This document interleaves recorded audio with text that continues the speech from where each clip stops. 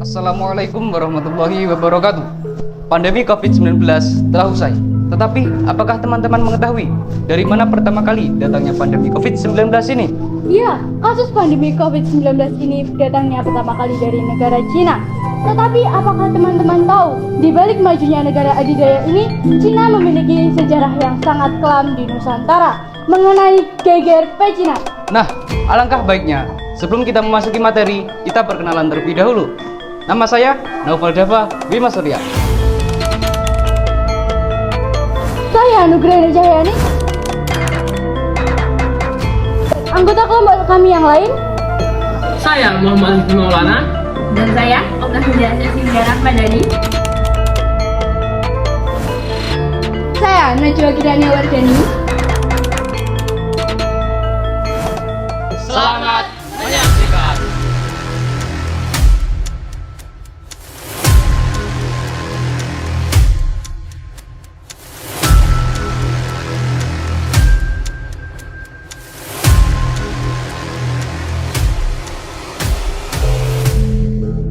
Sejak abad kelima, orang Cina sudah mengadakan hubungan dagang ke Jawa.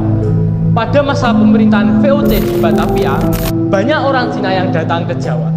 VOC sengaja mendatangkan orang perang Cina Tiongkok untuk mendukung perekonomian dan keamanan Batavia. Ternyata, Batavia juga menjadi daya tarik orang Cina miskin untuk mengadu nasib. Orang Cina datang ke Indonesia banyak tidak memiliki modal, miskin, pengemis, bahkan pencuri.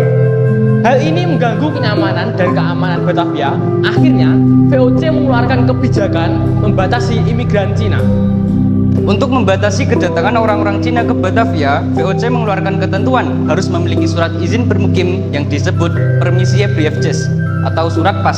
Apabila tidak memiliki surat izin, akan ditangkap dan dibuang ke Ceylon atau Sri Lanka untuk dipekerjakan di kebun-kebun pala milik VOC atau dipulangkan ke negara Cina. Mereka diberi waktu selama 6 bulan untuk membuat izin dengan biaya Rp2 per orang.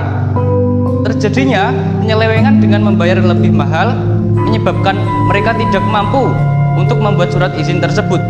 VOC bertindak tegas, orang Cina yang tidak memiliki surat izin bermukim akan ditangkap. Tetapi banyak yang melarikan diri keluar kota, kemudian membentuk gerombolan yang mengacaukan keberadaan VOC di Batavia.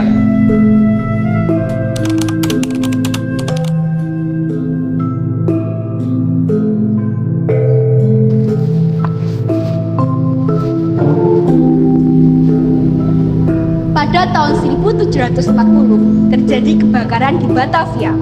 VOC menafsirkan peristiwa ini gerakan orang-orang Cina melakukan pemberontakan. Oleh karena itu, para serdadu VOC melakukan sweeping ke rumah-rumah orang Cina dan melakukan pembunuhan. VOC membantai orang-orang Tionghoa di Batavia, sekitar 10.000 orang tewas. Orang Cina yang berhasil meloloskan diri melakukan perlawanan di berbagai daerah Jawa Tengah, yaitu Rembang, Pati, dan Semarang. Salah satu tokoh yang terkenal adalah Oe Panko atau He Panjang atau Si Panjang. Namanya dikaitkan dengan perannya memimpin perlawanan di sepanjang pesisir Jawa. Perlawanan Cina terhadap VOC menumbuhkan kekacauan di daerah pesisir Jawa. Perlawanan orang Cina mendapatkan bantuan dan dukungan dari para bupati di pesisir. Atas desakan pangeran, Raja Pakubuwono II ikut mendukung pemberontakan Cina, dan pada tahun 1741 benteng VOC di Kartasura diserang sehingga jatuh banyak korban. VOC menguatkan kekuatan tentara dan persenjataan sehingga pemberontakan Cina satu persatu dapat dipadamkan. Pada kondisi ini, Pakubuwono II mulai bimbang dan akhirnya melakukan perundingan damai dengan VOC pada awal 1742. Namun, Bupati dan Panglima Perang Jawa tetap melanjutkan perang melawan Kompeni. Sikap yang dilakukan Pakubuwono II menyebabkan banyak kekecewaan dan sakit hati di lingkungan keraton. Kondisi ini yang mendorong VOC melakukan intervensi politik di lingkungan istana. Dari masalah-masalah tadi, GGRP Cina belum usai. Pada bulan Juni hingga Juli 1742, Keraton Surakarta direbut Laskar Jawa dan Tionghoa. Sunan Paku Pakubuwono II lari kemagetan. Amangkurat V atau Sunan Kudus dinobatkan menjadi Raja Jawa dan Tionghoa. 20 Desember 1742, Sunan Pakubuwono II dibantu VOC berhasil merebut kembali Keraton Surakarta. Perang gerilya terus berlanjut. 2 Desember 1743, VOC menangkap Sunan Kuning atau Amangkurat V di Surabaya, kemudian diasingkan ke Sri Lanka. Akhirnya, pada tahun 1743, pemimpin Laskar Tionghoa, Kapiten Sepanjang masih meneruskan perlawanan pada VOC. Dia kemudian menyerang ke Bali.